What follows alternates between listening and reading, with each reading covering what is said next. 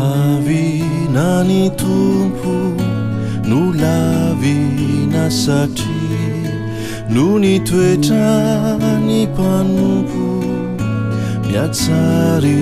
velatsy tsy nekeny ho mpamonjy ilay be fity fanaleony de ny fidy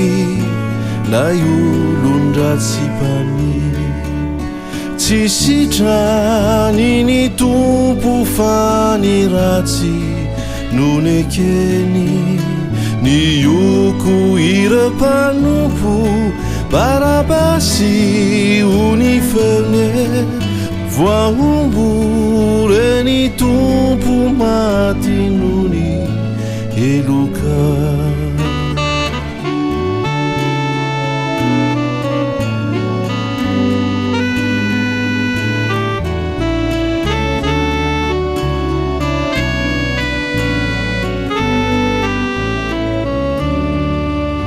sakaizanay malala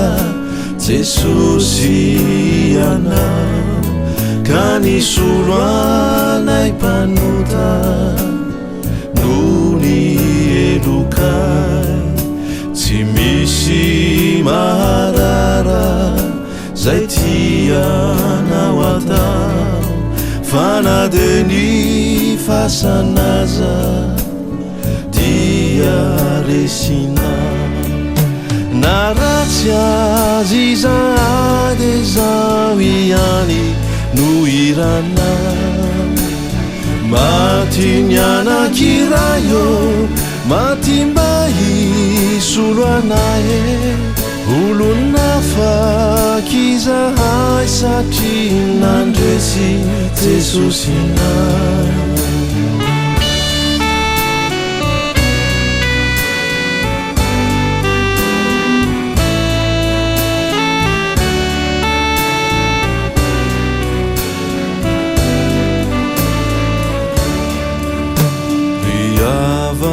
na malala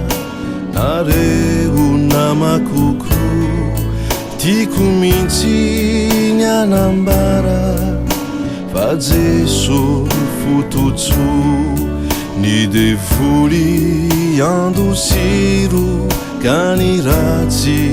hialao fa ny tsara no fikiro tano mafy Jesosy anao ny devoly andosiro ka ny ratsy hialao ny tsara no fikiro tano mafy Jesosy anao e zavapona ny rahavako izao tontolo izao ny devoly andosiro ka ny ratsy hialao ny tsara no fikiro tano mafy Jesosy anao e zavapona ny rahavako izao tontolo izao